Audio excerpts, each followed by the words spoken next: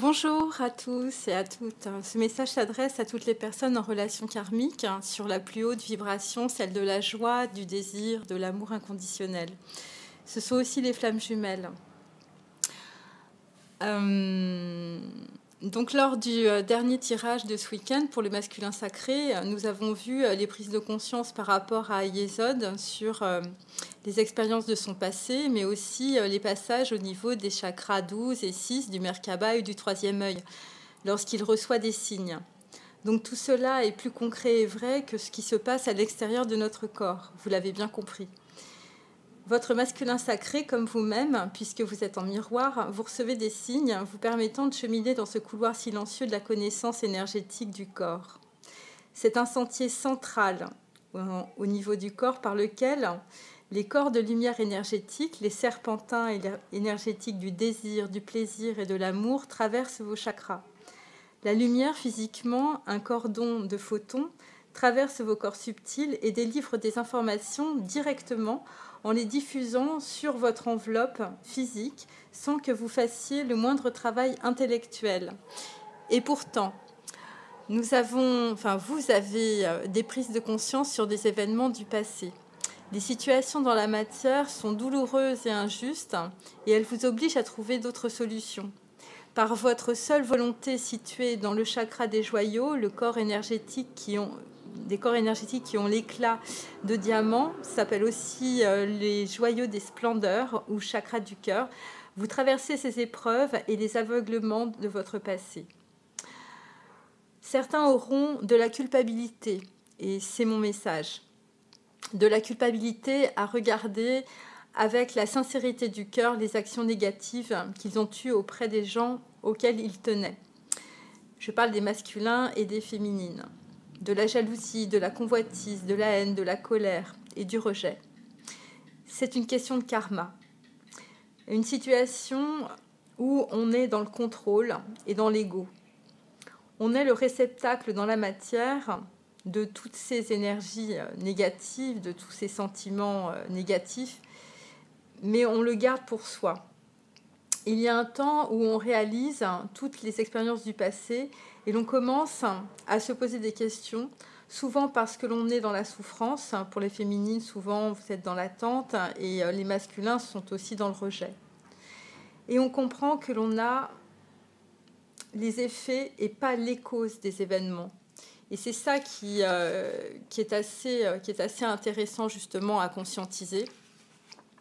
Parce qu'on se dit, mais pourquoi j'ai été volée, mais pourquoi j'ai cette maladie, mais pourquoi il est parti, mais pourquoi il ne revient pas, pourquoi j'ai fait cette faillite alors que j'ai toujours été honnête, pourquoi il est tellement dans le rejet alors que moi j'ai été très gentille et très douce. Donc il y a un sens dans l'univers. Avant, on ne peut pas aller crever le voile des illusions.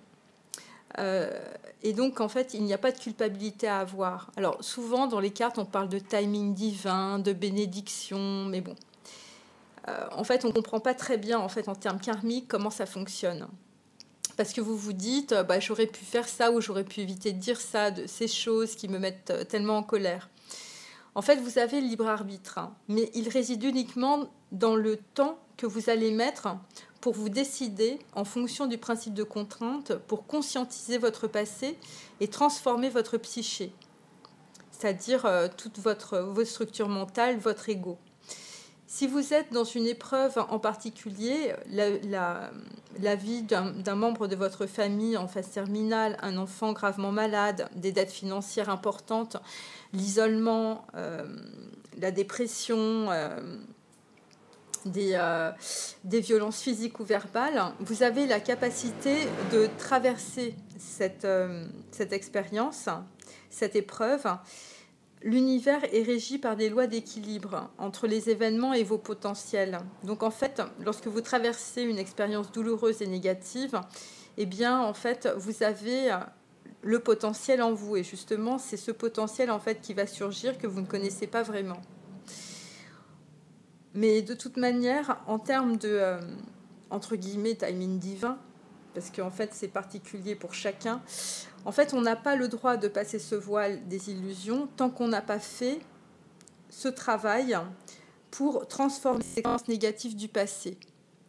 En effet, pour l'univers, les expériences du passé négatives sont plus importantes que, évidemment, les positives, car puisque ce sont des événements récurrents qui viennent de nos vies karmiques, nous transformons, selon la loi de polarité des énergies, les événements négatifs ici, mais aussi les événements karmiques sur un autre plan, avec une prise de conscience de polarité positive. Donc plus les événements sont négatifs, plus la prise de conscience est positive et offre un différentiel de transformation dans la matière qui s'inscrit aussi sur d'autres plans subtils et divins. La prise de conscience, c'est l'élévation, c'est l'illumination. Et plus les polarités sont importantes en termes de différentiel, plus le champ énergétique, l'illumination, est importante et radicale. Plus il y a un travail de transformation, plus le mérite, selon les lois de bonté et de pardon, donc avec les kabbalistes, c'est Yesed, en face de la justice Gevurat, est donné. Et c'est exponentiel.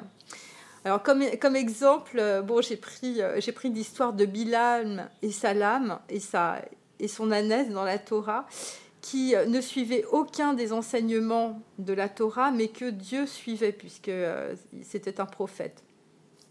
Donc l'univers est défini par des lois de polarité entre le monde spirituel et le monde physique. Plus on transforme les expériences négatives de toutes les situations, plus le mérite et le pardon est accordé. Pour qu'il y ait une transformation karmique, il faut générer un différentiel de polarité entre Gevurat, la justice, et Yesed, la bonté. Donc c'est comme ça que fonctionnent en fait les polarités dans l'univers.